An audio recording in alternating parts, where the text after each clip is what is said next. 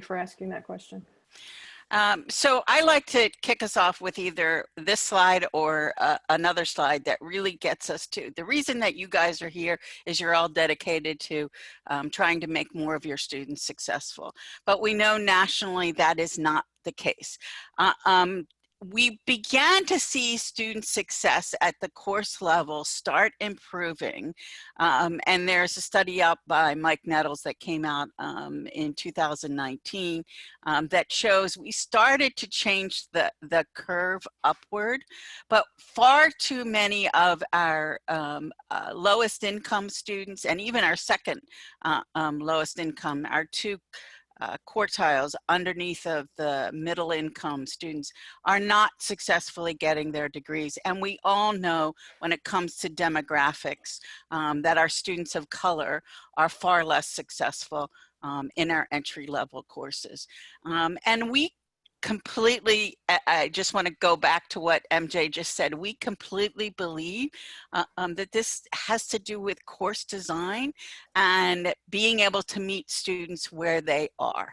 And right now, we think that faculty do a great job, but probably don't have enough tools to support the work that they really need to be able to do. And that is to see more performance data and know when to provide more personalized feedback. That's why we're excited about these tools. We know they are not the silver bullet. The course design process is the silver bullet. But having tools like adaptive learning that provide lots of practice for your students and lots of data for you are really a huge opportunity for us to change that curve on student success and make it go upward and make the achievement gaps also disappear. So I like to also start, I realize most of you signed up probably know something about adaptive learning, but we like to talk a little bit about that to just make sure we start in the same page.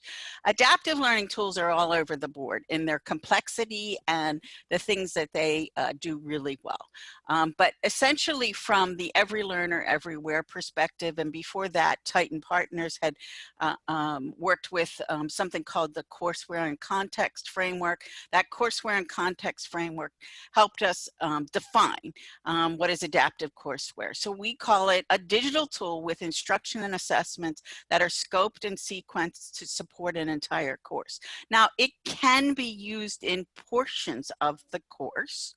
My work at USM said at University College actually said it worked better at the course level than it did just at a multiple week level.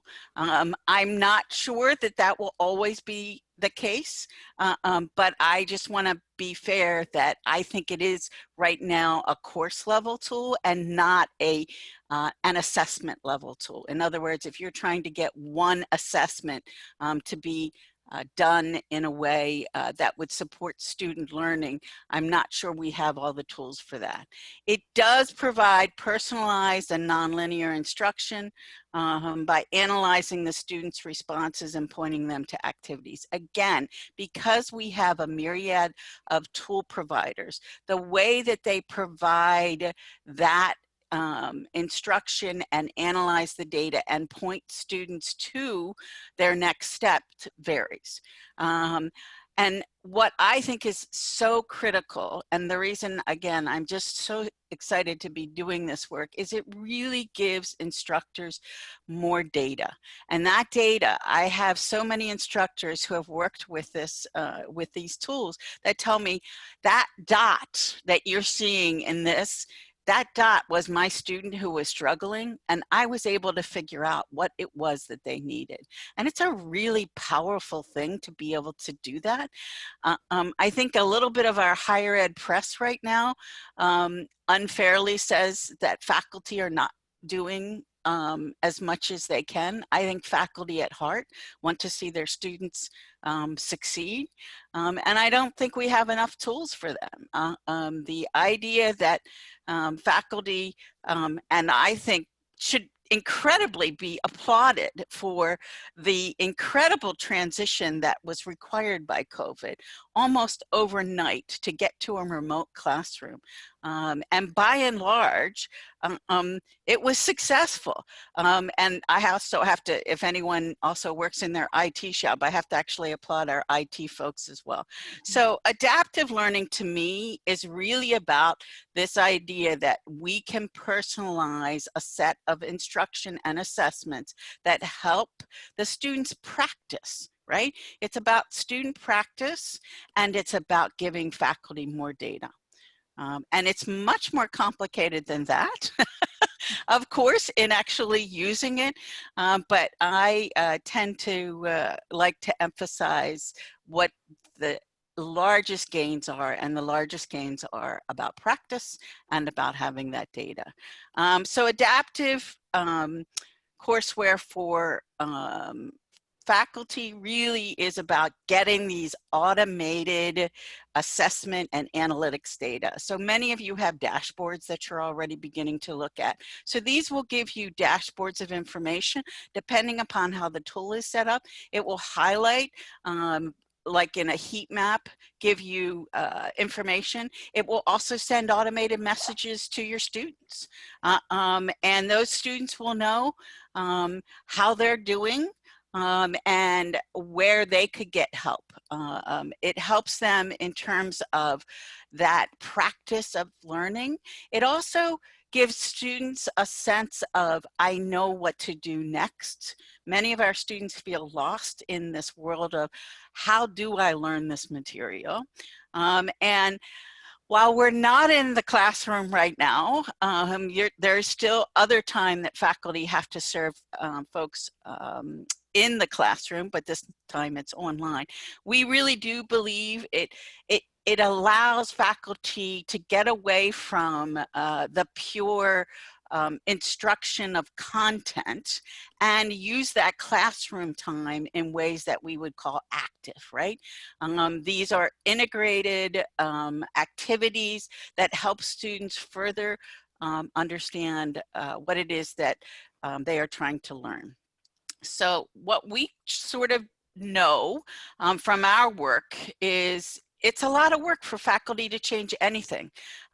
Course design takes effort, it takes support, and it's great to hear that USM has some support available for you as you think about what this next year will look like for you.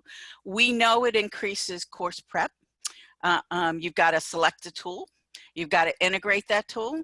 You've got to modify assessments to include practice and those adaptive tools. And what we mean by that is what you have to think about is how to make this look like one thing to students. What we hear a lot of gripes about from students are that if you're using an adaptive tool and it doesn't relate to how you teach the rest of the course, students are really savvy learners. They know you're kind of giving them one part of a course and another part of the course, and it's not integrated, right? So it's really important to spend the time beforehand to think about how you're modifying your other assessments and activities so that they know the time they spend in these adaptive tools are actually valuable and helping them, as we would use in the education language, scaffold into higher understanding. When you've got the redesigned and adaptive course moving forward, what we think is the difference, and I think Barbara can share more about this because they've been able to do more detailed studies on this. But what we hear from faculty is they don't feel like they're spending a lot more time. When it comes to the course prep, they spend a lot more time prepping, right? In order to launch an adaptive, to add adaptive tools.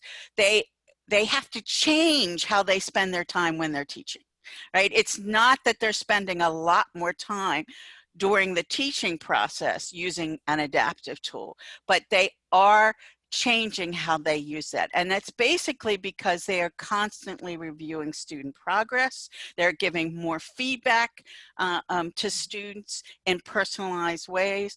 And they're making sure students understand the incorporation of all the materials and activities that are used towards that end goal of making sure they've reached their learning objectives.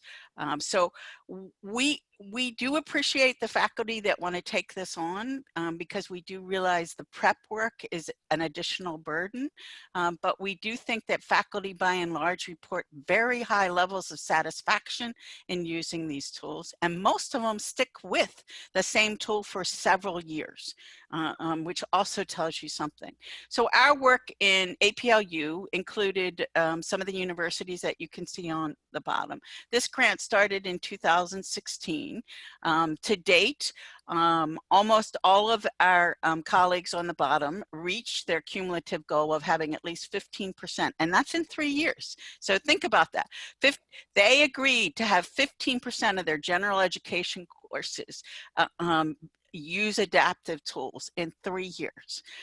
So scaling is very possible, and we do encourage those faculty that have a friend or can talk to the department chair, or those people that may actually be in an institution that's large enough where there's a course chair, to be working together and collaboratively on this.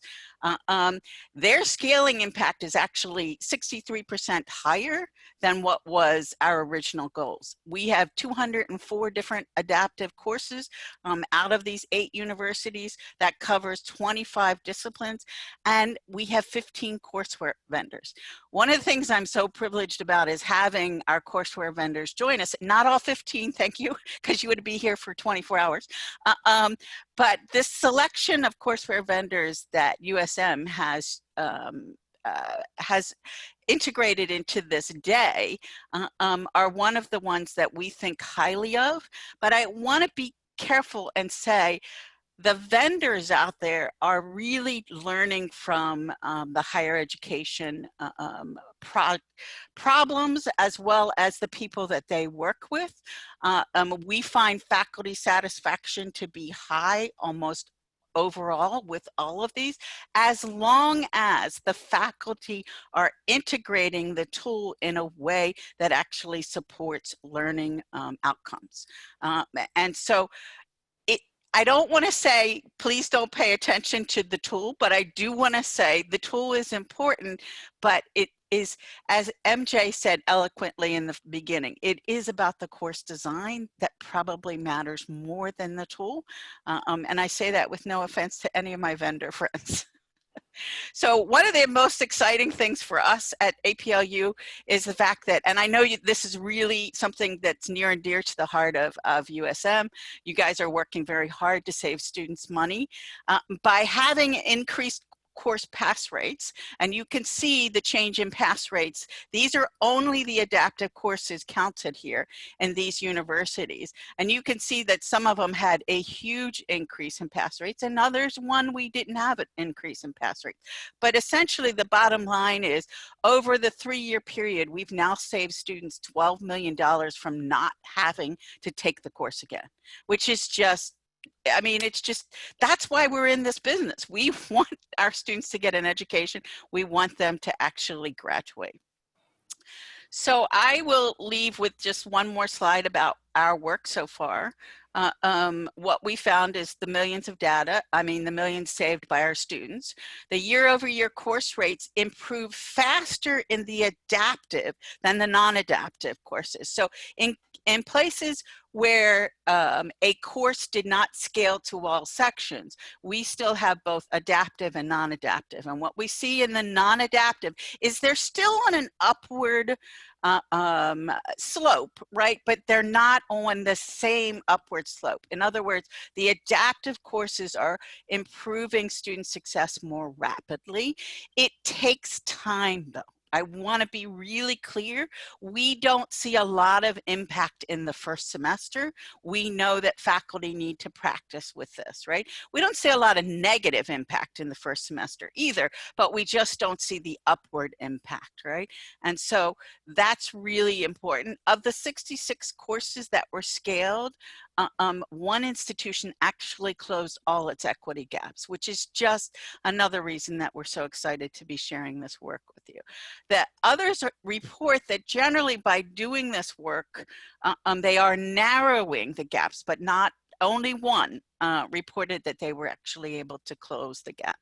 Our discipline success is probably no surprise to you.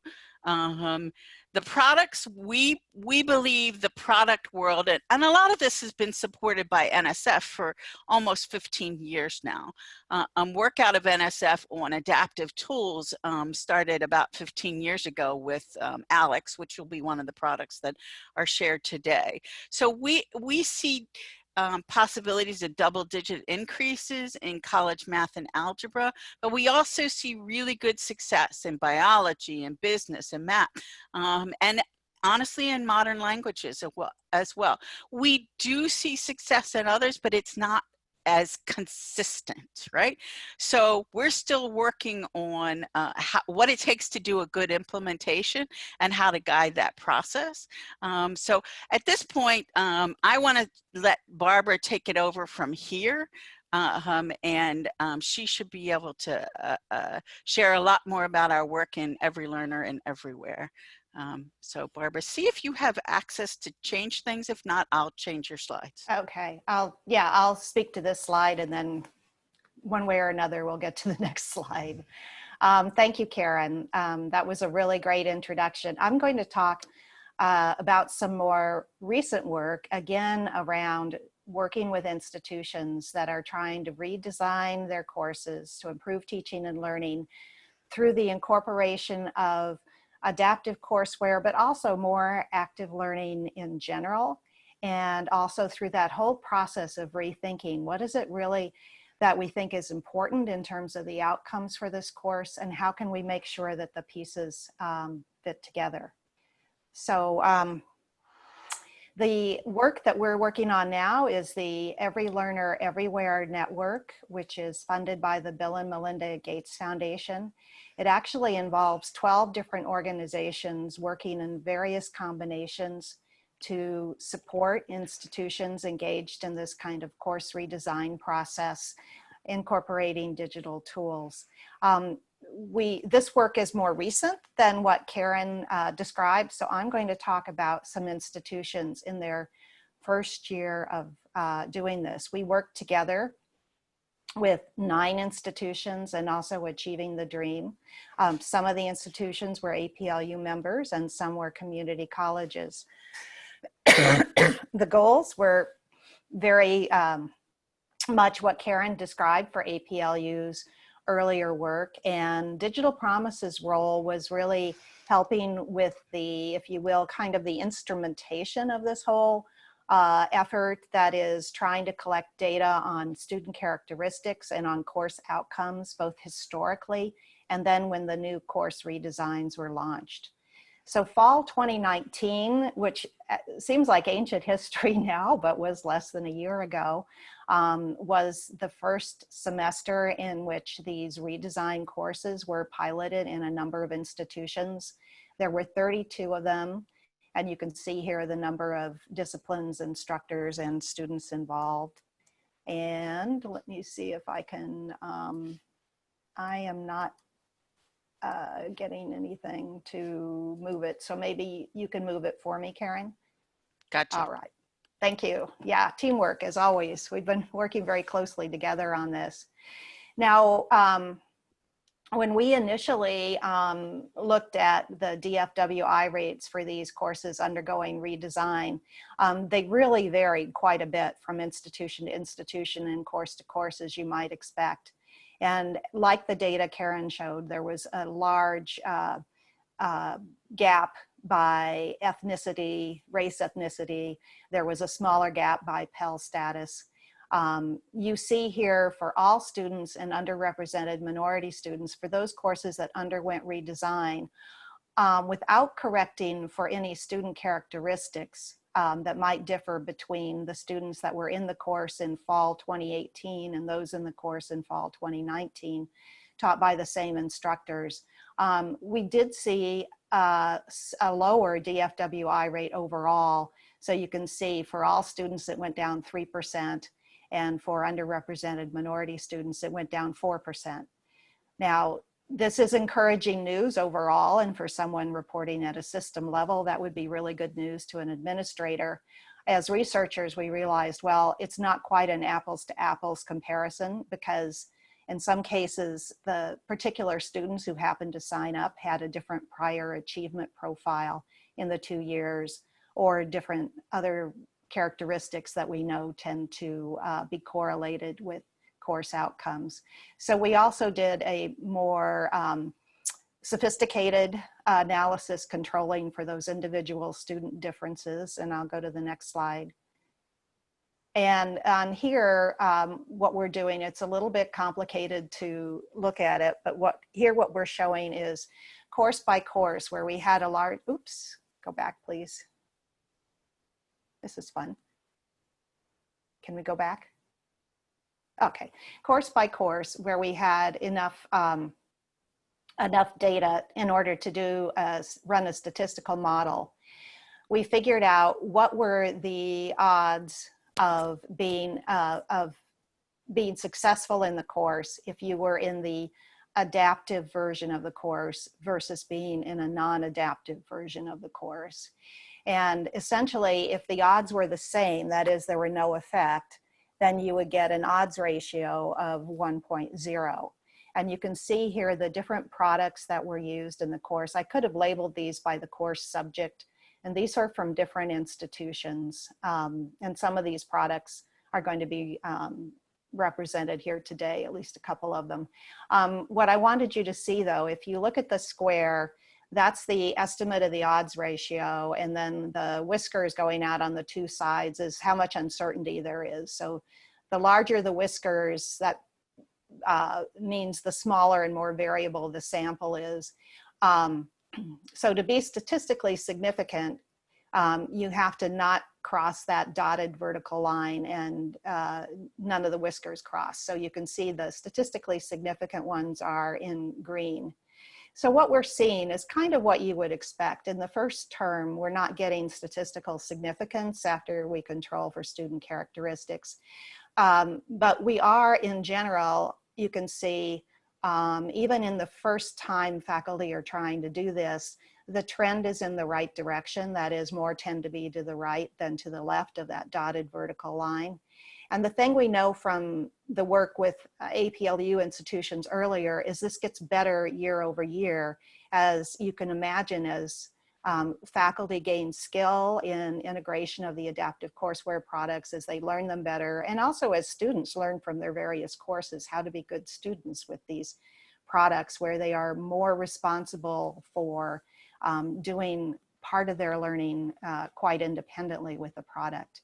And you can also see that we are, if you will, doing no harm. There was no case where either Pell students or underrepresented students did more poorly with the courseware product as part of their course than they did without it, that it wasn't also the case for other students. So there's no differential negative impact on underrepresented minority or Pell students. And of course, there are some cases where the results are looking very promising, and faculty felt that they were doing even better in the spring. However, the COVID pandemic hit, and nothing really is fair to compare from spring 2020 to prior years. And so we ended up launching a different study, which I'm going to talk just a little bit about, kind of giving you a taste of it, but I encourage you, you can go to the everylearnereverywhere.org website and find this report, which is called Suddenly Online. We did a national survey of undergraduates during the COVID-19 pandemic. It was over 1,000 undergraduates. We worked with the Ipsos Knowledge Panel, which is a random probability-based panel. It has over 65,000 members who have been signed up and given a lot of background information to Ipsos, and they can then be tapped for particular surveys. So doing this, we were able to get a nationally representative sample of undergraduates, and this included both 4-year and 2-year institutions who were taking courses that included person-to-person sessions before COVID and then continued completely remotely after the COVID epidemic. So this is the group that we surveyed, and this is different from other surveys you might hear that were either convenience samples who happen to respond to posting on the internet, which are not necessarily representative, or that are from specific institutions, which may represent that institution, but don't represent the national picture.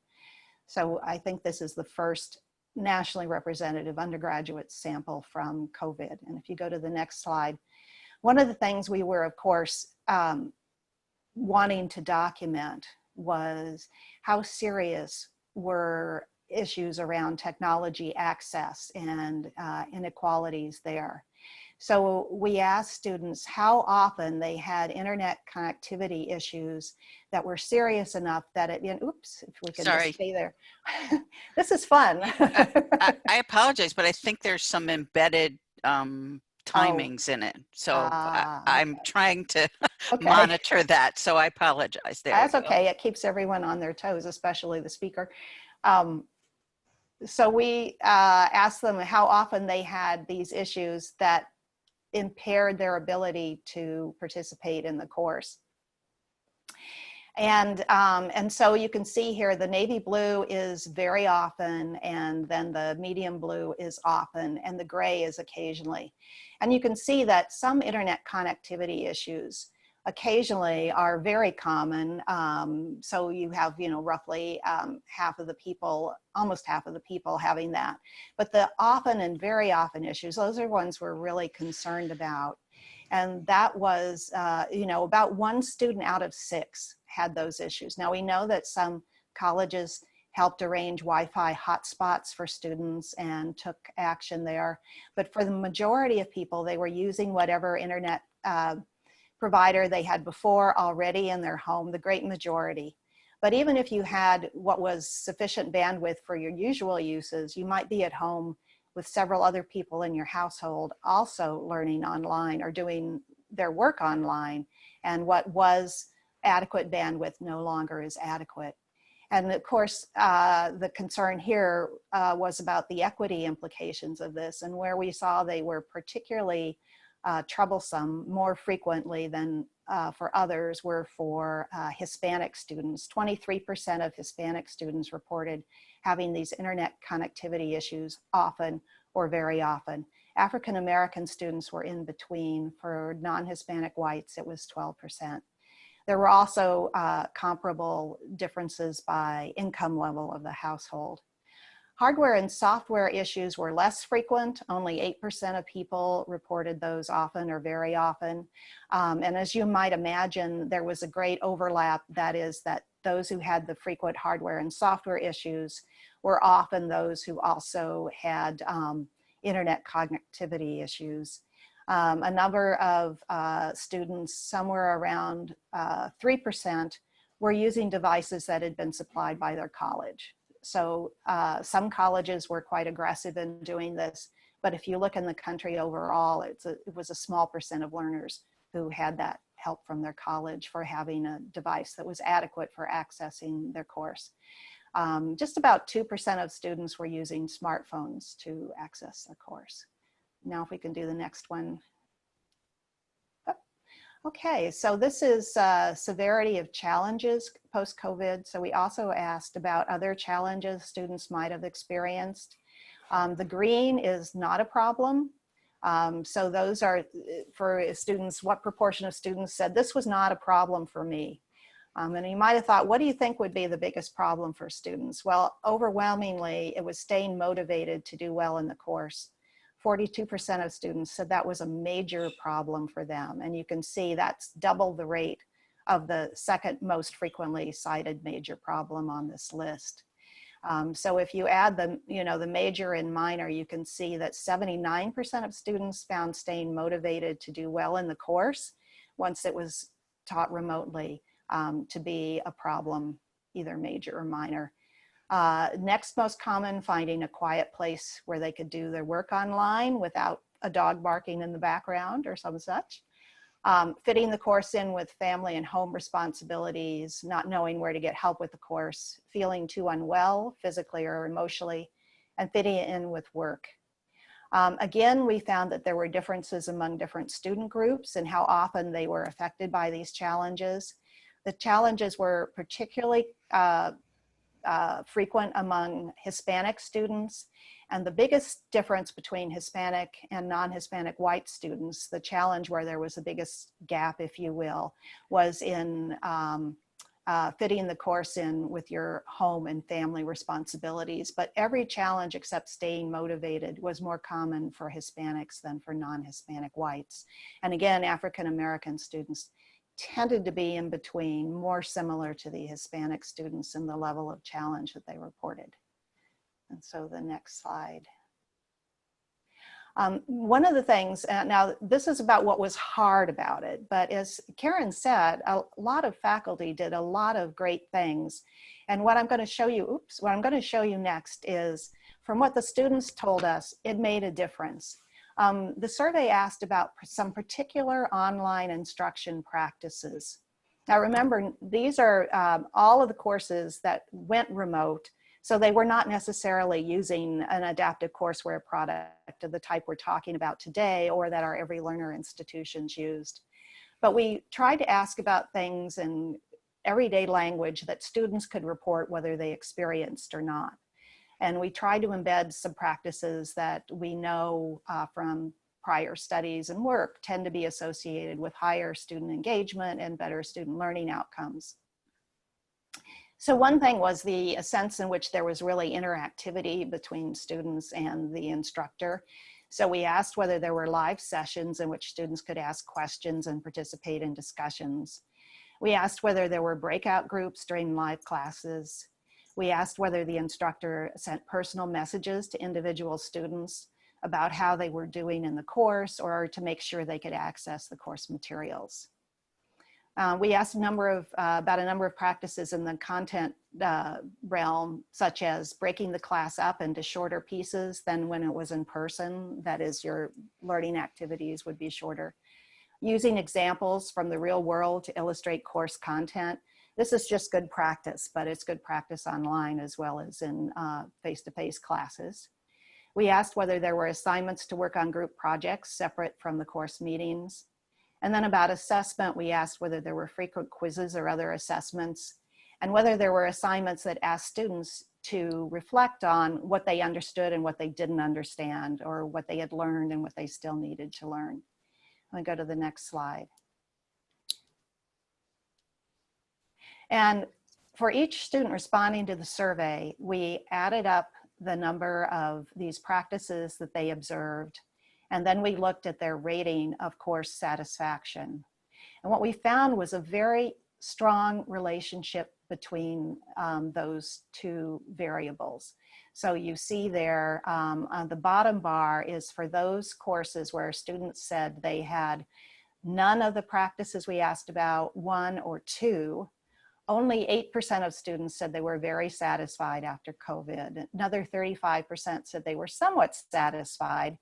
So that was, well, it was okay. And their alternatives were somewhat dissatisfied or very dissatisfied. So they were at least more positive than negative, but still that's only around 40%. If 3 to 5 of the practices were used, 19% said they were very satisfied and another 42% somewhat satisfied. And then for courses where they used most of these practices, 6 to 8, 35% of students said they were very satisfied post-COVID. And that's pretty darn good. And another 39% were somewhat satisfied. So now you're talking about something like 75% of the people in the course being more positive than negative. The particular practices that had the strongest relationship to course satisfaction from students were that using real-world examples to illustrate the course content, sending personal messages to students, and assignments asking students to reflect on their own learning. So those were the 3 practices that got the biggest bang for the buck. And then I'm going to close on the final slide. Oh, not quite the final slide, next to final. We also found some other things that correlated with the students' satisfaction with their course after COVID. Students who were more satisfied with the course before COVID, when it still had in-person classes, tended to be more satisfied afterwards. So there are a lot of things about a course that students either like or didn't like, and those often continued. Students who had more online course learning experiences before tended to be more positive about their course post-COVID. It was probably easier for them to manage. So having taken 2 or more online courses previously. We also found that students saying their class size was smaller tended to be more satisfied. That's part of why you're having this meeting, because with big courses, it's a bigger challenge to produce that sense of interactivity and belonging to the course that leads to student engagement and learning. Students who had fewer challenges they had to overcome were more satisfied. Those who said they had no challenges or only 1 challenge tend to be highly satisfied, and fewer technology problems, which again you would expect. And then the final slide, and this really is the final slide. In addition to this nationally representative sample, we also gave the survey to a sample of institutions that have been working with APLU and the Every Learner Network previously, and these are institutions that have been incorporating adaptive courseware. And so we had a separate sample of students taking the very same survey, and we compared them to those students from the national survey who were in public 4-year institutions. These are all public 4-year institutions in this case. And the difference between the sample on the right, then, that's from students in courses that have had adaptive courseware. The one on the left is just the national sample, which is nationally representative. And this is about satisfaction post-COVID. This is adding the very satisfied and the somewhat satisfied. And what you can see is that difference there in student satisfaction. We don't have measures of student learning from all of these courses, of course, but to the extent that satisfaction and learning are correlated with each other, I think this is very heartening results in that they suggest that doing the adaptive courseware integration actually leads to greater student engagement and satisfaction with the course. When you combine this with the results from the early APLU institutions, we see improvements in course success rates. And what it says is you can improve student engagement and outcomes by incorporating adaptive courseware. And we know some of the practices that actually make a difference. So I think we're at a time when faculty are motivated to rethink how they're supporting student learning. And we have some tools that can help us do this. And we have insights from some of the pioneers in this area to really guide us on the way. So I think it's a wonderful time for your summit today, and I hope you have a very productive and useful session for the rest of the day. Thank you. Terrific. Thank you to both Karen and to Barbara. We have about 7 minutes left for some questions, and there's been a couple of questions in the chat that I'll highlight here in a sec. But I wanted to start by noting, and I took a screenshot, that the individual practices with the strongest relationship to course satisfaction were using real-world examples to illustrate course content, sending personal messages to students, and assignments requiring students to reflect on their own learning, which strikes me very much like some of the features of the very adaptive learning tools that we'll be talking about today. So I think, you know, looking in the chat at some of the questions that are being asked, you know, I think we can continue to come back to this theme that, you know, the answer is about better course design, but one of the things that that's very difficult, particularly with high enrollment courses, is managing those kinds of good best practices in a course when you've got hundreds of students, and especially now online. I mean, even UMUC, now UMGC, caps their courses at 30 students. So, you know, we're in a position now with some of these high enrollment courses, particularly if they were originally large lecture courses, where it's going to be tough to do these things without the adaptive tools. Barbara, you it looks like you want to chime in on that. Well, I would just second that. And I think the adaptive tools can also help you. They can give you feedback about which students are really needing a personal message right now. That is, which students are not participating or are actually trying to use the courseware but are not progressing as you would expect. So it can do that for the instructor.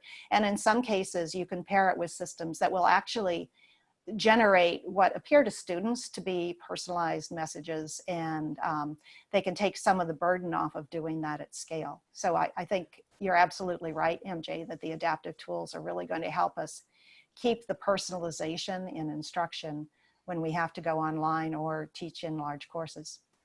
And I would actually want to say that I think these are also useful even in courses that are have less students in them, and it's because of the student practice and the data that faculty are getting.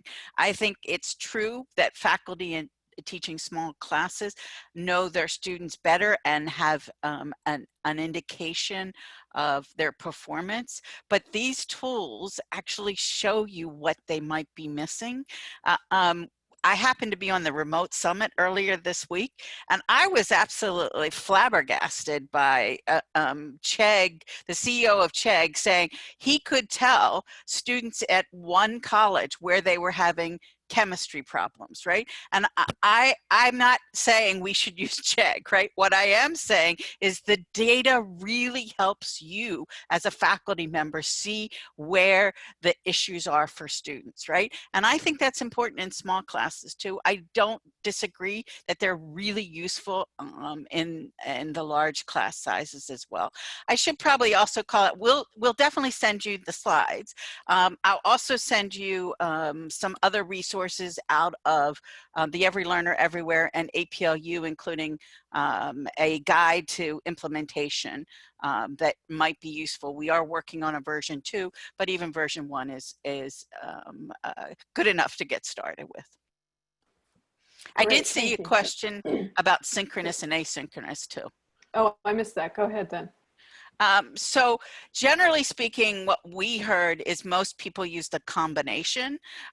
All the adaptive tools are asynchronous, right? Like a few of them may have some possibilities of opening up chats at the same time, but really the adaptive tools are asynchronous tools. And again, one of the things that I not only hear from our adaptive vendors, but we heard, again, I heard this week at that remote conference, is our students were evidenced at working more in these systems, right? Now, whether that was just because they didn't have the distractions of campus, or because their life was so stressful, they decided to work more on their classes, that's a little bit hard to tell. But what it does tell us is when we get them to work inside of an engaging system, we are more likely to see better outcomes. Practice is important to our students, and textbooks don't work, even if they're free, right? So we've got to figure out systems that help our students practice, because that's essential to them understanding and succeeding in the course. I would just add on to that. We saw the combination as being what appeared to lead to the most student satisfaction, so that and the combination, and from our more qualitative work with the Every Learner Network institutions, it's a combination in a well-integrated course where the instructor is aware of what students are doing in the adaptive courseware, and where the instructor is using that data Karen talked about from the adaptive courseware to say, I can see a lot of you were struggling with this particular concept in your work over the last week. So we're going to spend some more time on it, and we're going to give you a chance to ask questions about it, or I'm going to show you this simulation, or we'll work through some problems together. But that combination of synchronous and asynchronous, in my opinion, is really the most powerful approach. And you can also see the advantage in a situation where, like the one we had this last spring, where students then had to do all their learning remotely. They were used to doing some of that learning independently with the adaptive courseware. And the instructors who were able to supplement that with some in-person sessions, I think really could get the best of both worlds. Terrific. Thank you very much. I'm going to work to keep us on schedule here, and we are now at 9:30. If everyone could please once again join me in thanking Karen and Barbara for a wonderful talk. Lots of great information. We'll make sure that the slides are emailed to you after today, along with some additional information about how you can learn more. But we'll go ahead and turn our attention now to the next part of our schedule. If you can hang in there with us for another 30 minutes, we're going to do some lightning rounds with each of the vendors who will be presenting throughout the rest of the day, so that you can get a little bit better sense of the things that they're going to be talking about in their individual sessions. So first up, and by the way, I have, just so you know, I have a timer here. And when this ends, I'll be showing this on the screen when it gets close to 5 minutes. And when this ends, there's going to be a foghorn that goes off. So we will be sure to keep each of the vendors to 5 minutes. So first up, we have Realize It. Is Ty Roberts on the line somewhere? There you are, Ty. You want to go ahead? Can you hear me, MJ? I can hear you. Can you hear me? Loud and clear. So if you're ready, you can go ahead and get started, and I'll hit start. I need the share screen capability, MJ. I've been deactivated. Okay, can somebody please, you're now co-host. You now have the power, Ty. Now let's see. Okay. Well. So you should see a button, a green button at the bottom of your screen that says share screen. You know what? I just got a new computer 2 days ago, and I'll be darned if this new computer is not letting me, my Zoom settings are all, I'll tell you what, I can't believe this. Why don't I let, you want to just skip to the next group and I'll come and do the caboose?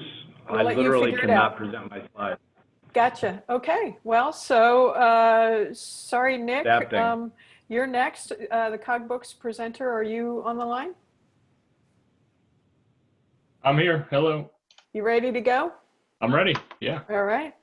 You let me. And do you need slides? I do. Yeah. And it looks like it's disabled. So I just add you to the host there. I think we weren't planning on you guys using slides. So that's what's filling us up here. Okay. No problem. I got the control now. So. Okay. I think Annika's making all of you guys co-hosts now, so you should all see little messages. All right. So we are up and running, I believe. All right. Let me know if you can't see that, but You can. Okay, great. Yeah. So thanks for the opportunity. I'm Nick Rebney. I'm the Chief Operating Officer of Cogbooks. Cogbooks, we're an adaptive learning company. Our aim is to improve student knowledge, success in higher education. We've been around about 15 years, really focusing on adaptive learning in general. This slide gives an overview of the features of our platform. So educate everyone uniquely. That's the ability for the platform to adjust and support learners as they move through material.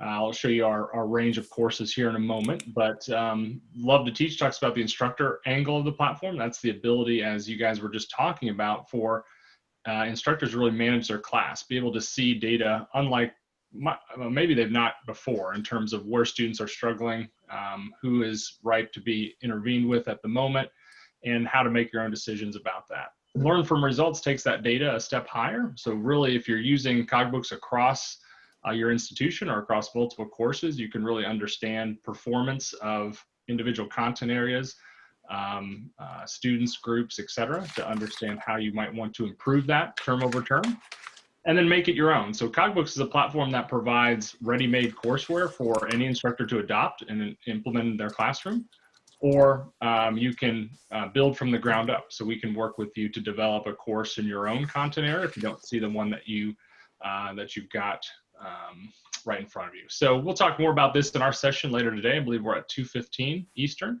But this is just a sampling of some of the courses, really in some of the science areas, as well as some general education courses. Overview of what we provide. It's really OER plus. Most of our courses are built with open educational resources, which provides you not only cost benefit, but certainly flexibility in terms of how you design, how you customize, how you can employ the system in your classroom. Provides great resources for the faculty to be able to continue the teaching that they desire to do. And obviously we tie in right with your learning management system. So provide you an opportunity to have a single sign-on experience with your students, as well as push grades back to your grade book of record. So in essence, what we're doing is we're transitioning your material from a very linear organization to an adaptive network style approach. So as students progress through the content, they are supported in the moment. When they try to transition from one concept in your curriculum to another and they struggle, the system recognizes the fact that they're struggling, it automatically resequences their content and does so on a very individualized basis. So it provides you that information that you need to be most successful. So we'll talk about this in much more depth here later this afternoon, but essentially with the courseware, you assign modules, lessons, activities, however you want to term it. Students engage with those. The system provides recommendations and support to the student if they're struggling. And then the student has its student agency designed to help them improve their knowledge base and get the support that they need in the moment. So obviously, as Karen mentioned, students learning asynchronously. If they're outside of their purview of you and they need support, the platform will support them in the moment. I think I'll pause there and leave the rest for this afternoon, just for the sake of time, but thanks for the opportunity. Look forward to talking with more of you this afternoon. Thanks. Wow, you left a lot of time. You did have one question in the chat from Eileen O'Brien. Is there an integration with Blackboard Ultra so students have a seamless experience? Yes, yep. So we integrate with any learning management system. Blackboard Ultra is certainly one of them, and can get you set up within the matter of a couple of days. Terrific, thank you. Okay, well, I better turn this off or else the foghorn's going to go off. Wait a sec. All right, so thank you very much, Nick. Appreciate that. And as he mentioned, his session is at 2:15 today. So please join Nick for more information about Cogbooks. So next up is McGraw-Hill Higher Ed, presenters Sherry Carey and Mary Ellen Ron. Are you guys available? Hi there. Can you hear me? I can. We are getting some funny feedback, however, I think maybe from your phone. Or who's D's?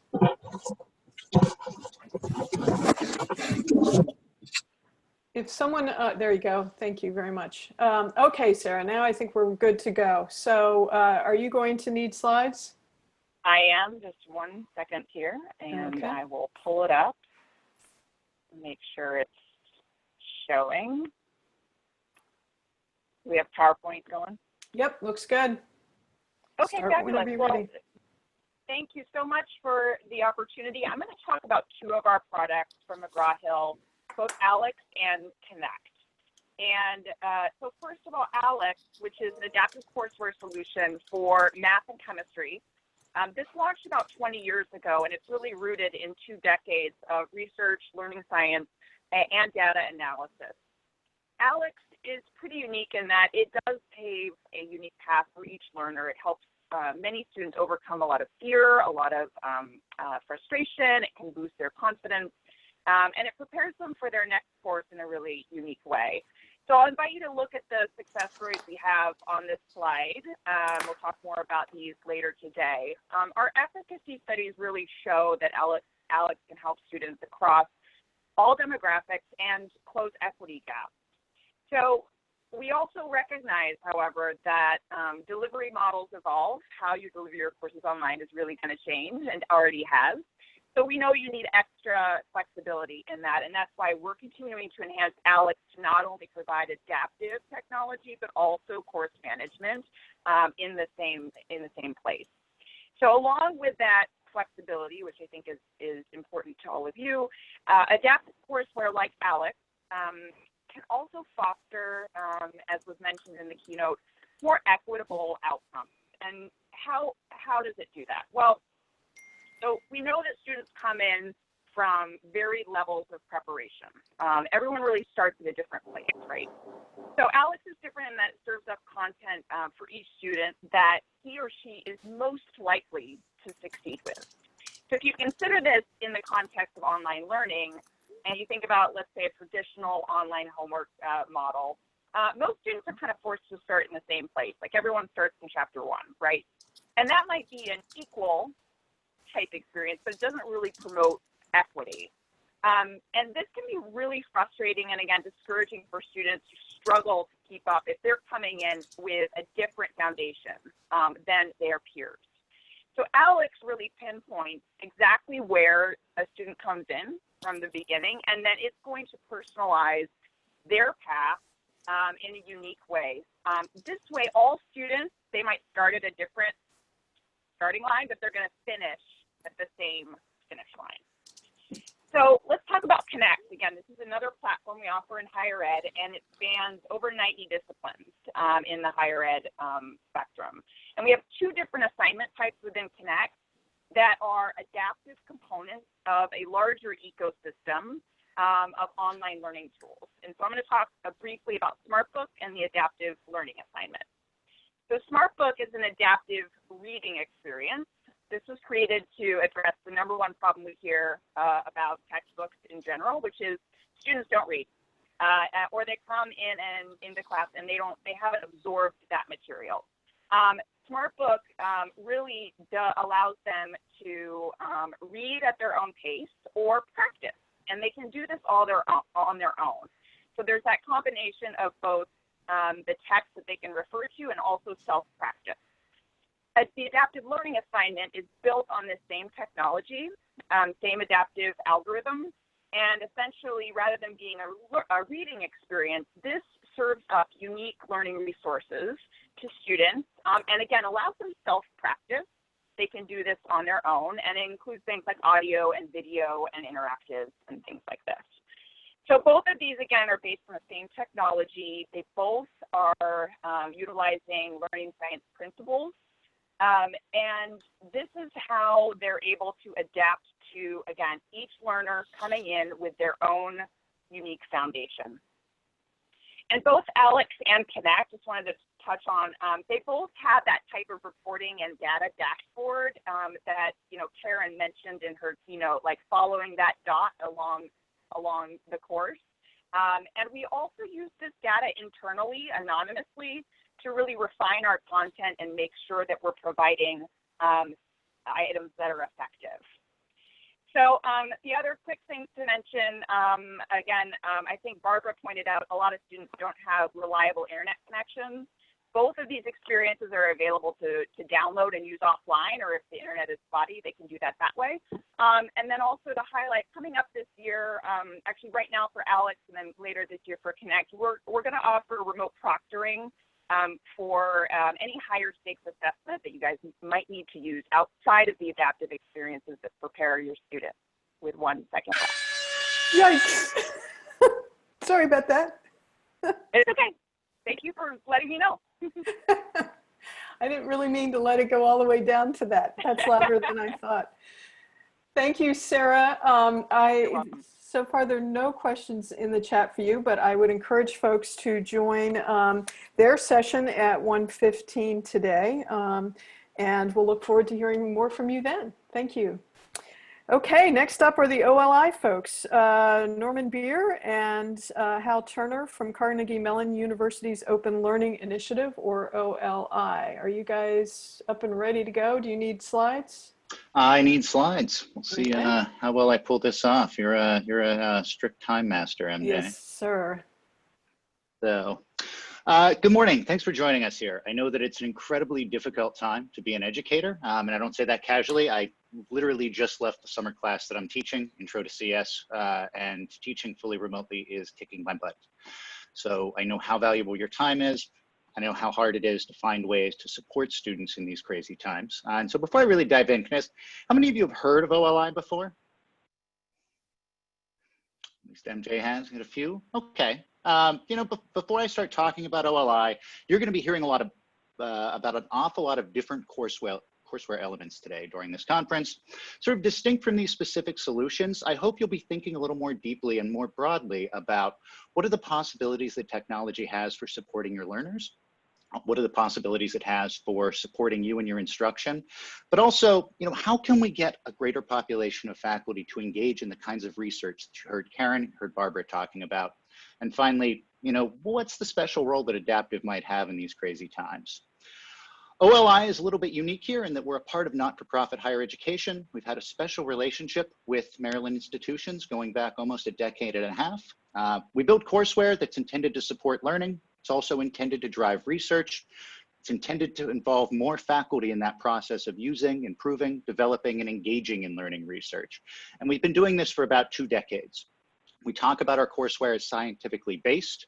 You know, really what we're talking about here is both the application of learning science, applying what we know works, but also the opportunity to advance learning science. Our courseware ranges from full semester-long courses to shorter drop-in modules. Got a broad range of topics: sciences, mathematics, modern languages, humanities, and beyond. The courseware is ready to use. It's easy to use. We can get you set up in a few minutes, and we do integrate with your learning management system.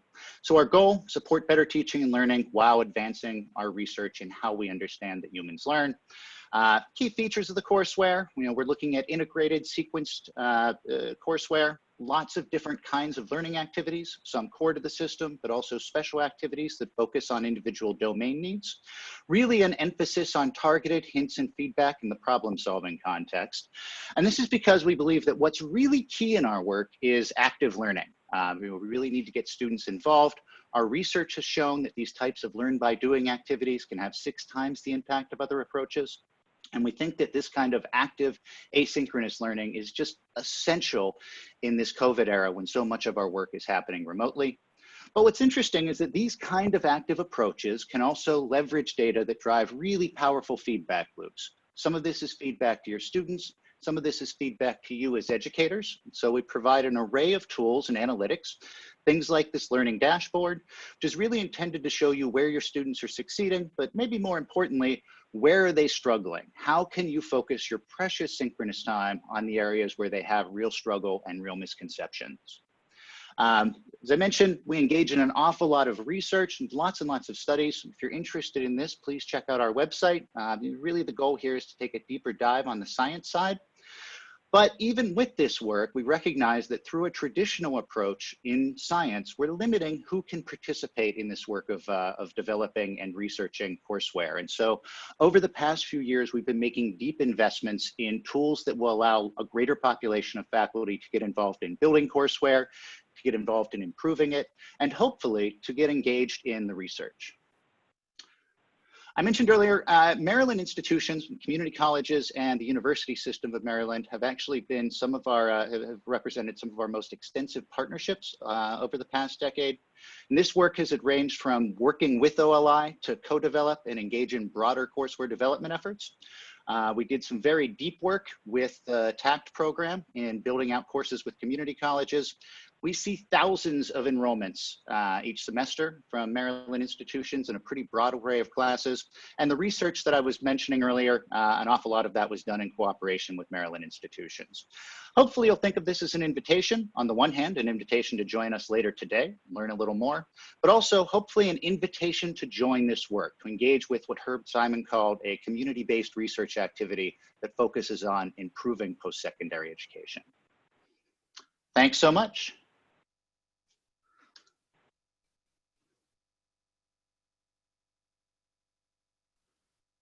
MJ, MJ, you're you're on on mute. mute. Thank you. When I muted myself, I thought to myself, I have to remember to unmute myself when Norman's done, and I completely forgot. So anyway, well done. Thank you for the additional time back that I just squandered. We'll look forward to hearing from Norman and Hal later today. Their session is at 11:15, so please join them then to hear more about OLI. So next up is Lumen Learning. Josh Barron is going to be presenting on their behalf. Josh, do you need slides? And you're muted. There you go. I do. I'm setting them up right now. Just a second there.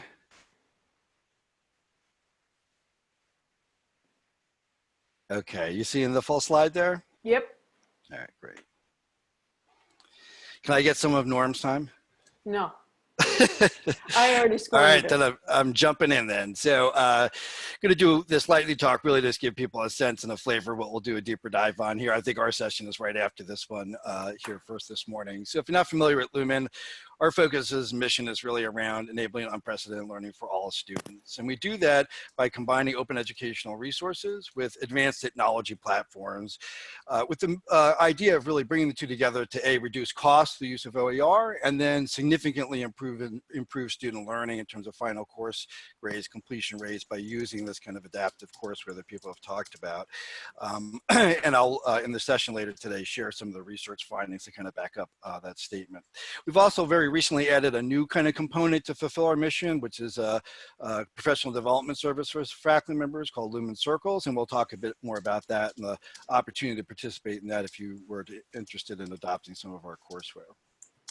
We have two primary platforms that we support at Lumen. One's our online homework system called OWN that's primarily used in our math programs, support our math courses. It's a very sophisticated assessment engine for quantitative assessment, go way beyond multiple choice kind of questions. But today's session is really going to focus on our personalized learning courseware called Waymaker. This was originally developed through a Bill and Melinda Gates Foundation grant back in 2011. Actually, there's a number of Maryland institutions, including UC at the time was a partner in that. And it really takes open educational resource kind of digital textbooks and wraps around it a set of analytics-based personalized learning tools, which sounds a lot of garbly-guck, but I'll talk to that here in a minute, a little bit more detail. And again, seamlessly integrates with all the major learning management systems. And I'll share again some data on how that's improving student learning, as well as reducing costs. You can see the cost is only $30 per student. I thought I would give everybody a little flavor of some of the Waymaker capabilities, but do this as kind of looking through the lens of COVID-19 and online learning. I found Barbara and Karen's talk really awesome and connects in a lot of what I'm thinking about these days. I'm sure of all of you as well. Side note, huge fan of Barbara's research for many, many years as well, having worked in the distance education space. So let me just go through this kind of quickly. This was a companion survey actually that just came out to the one that Barbara spoke of on the student side. This was a survey of faculty members that Learn Everywhere did. And based on that, they came out with a set of recommendations for institutions going into the fall to make sure that, you know, online continues to be a positive learning experience for students. So one of the recommendations around structure, really making sure that students have a really highly structured kind of learning experience in their courses. And so a quick example of how we support that in Waymaker, we have something called a study plan that's in every module. Every study plan has the same structure: get it started, dive in, finish strong, and the content is sequenced throughout the study plan for students. A very clear routine for them every week, but on the same hand, it's customizable, so you can change it around and make it your own. Another recommendation around active learning, Karen and Barbara spoke to this a lot. So really designing courses with active learning strategies that increase student engagement, which I think we're seeing in these surveys is a critical thing for students. And so a couple quick examples here. Every study plan begins with this Why It Matters section, which really is that example for students of how what they're about to learn is used in a practical level to solve problems in the real world. Whoops. And another example is the learn by doing activities. These are kind of interactive simulations where, again, they're reading some stuff and then immediately applying what they're reading to solve some real problems, again, increasing student engagement.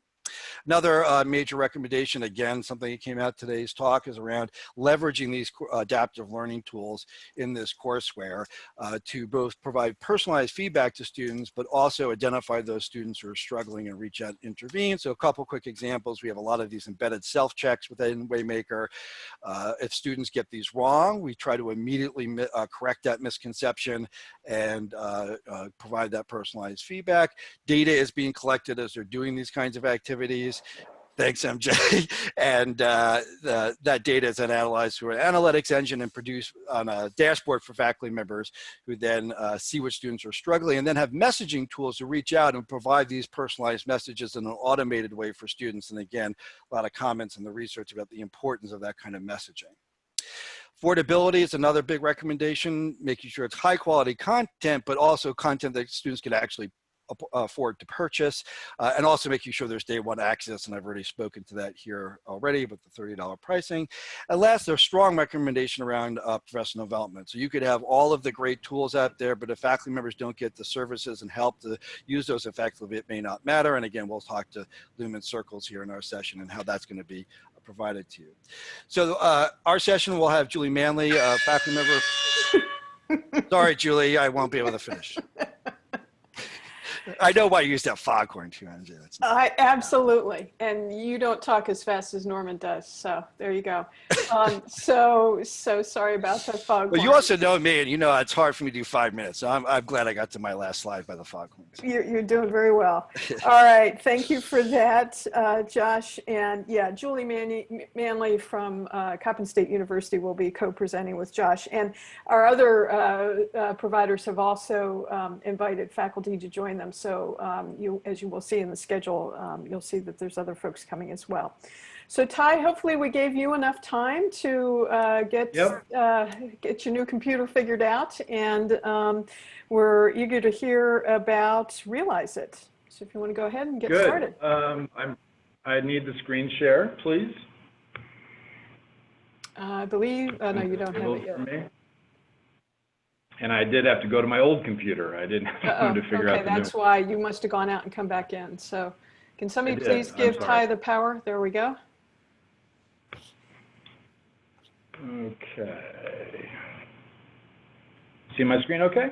Yep. Good. Well, good morning, everybody. My name is Ty Roberts, and I oversee institutional partnerships and solutions for Realize It. And the first thing I want to say is if you replay any portion of today, I really recommend go back and listen to Karen and Barbara again this morning. There were so many pearls of wisdom in what they had to share this morning. I echo so much of what they said. Look, learning a little bit about Realize It, our mission is very student focused. It's always been about helping every individual student achieve their full learning potential, but we don't serve the students. Institutions do, the faculty do. So our job is to equip the instructors. We've done that at all levels of education, from elementary to high school, undergraduate, graduate work, professional education, and even corporate training. So we are quite learned in designing experiences at all levels. In higher education, we appreciate the tough job that faculty have. Everyone is under constant pressure to improve outcomes, make the learning more engaging, more affordable, et cetera, quite a bit. But they face challenging set of conditions. Right? Students remain a black box.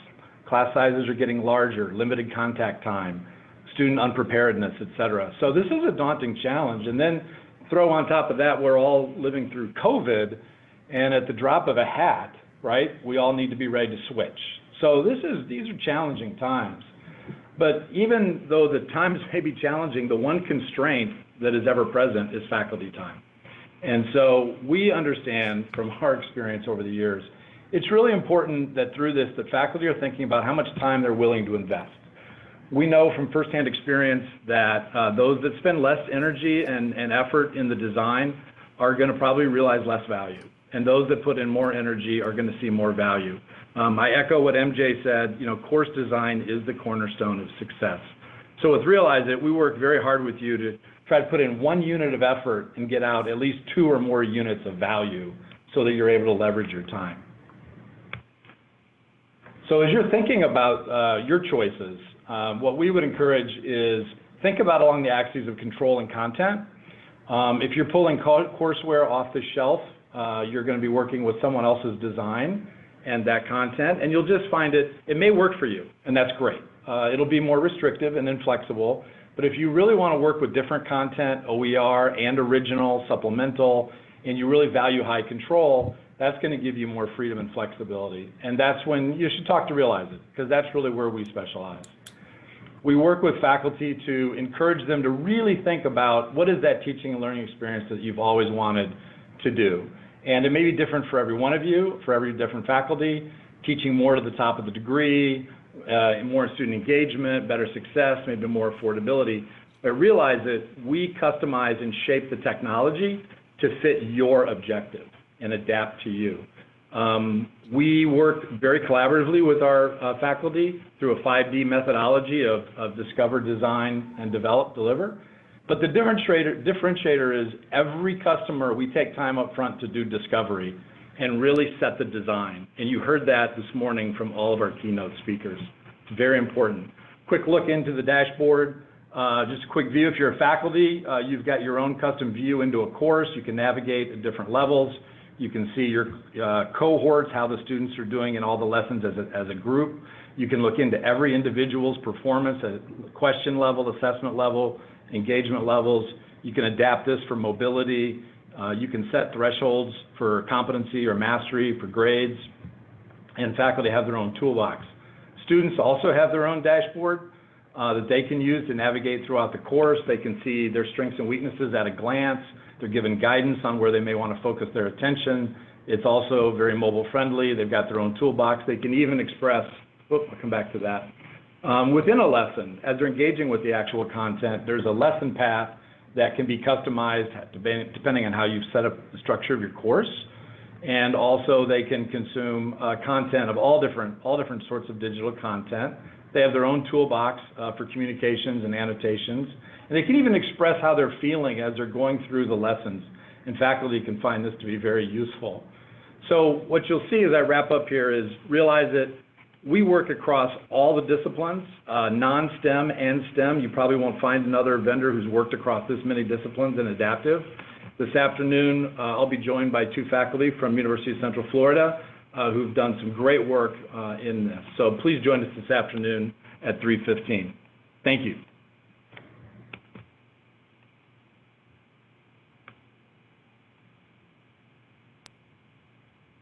Once again, I'm muted. Sorry about that. Thank you for not making the horn go off again, and thank you for your brief presentation, Ty. So as he said, he'll be presenting with colleagues at 3:15. So please join us then. So it's 10 o'clock. We got through the lightning rounds, and again, tremendous. I agree with the others who have said just a tremendous keynote by Karen and Barbara. Thank you all for your time.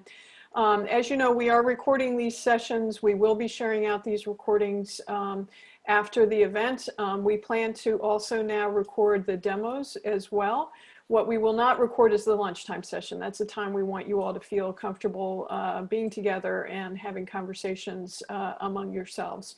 So we're going to take a break now. Please feel free to get up, stretch your legs, move around, and join us right back here at 10:15 for Lumen Learning Waymaker with presenters Josh Barron and Julie Manley from Coppin State University. We'll be back shortly. Thank you so much.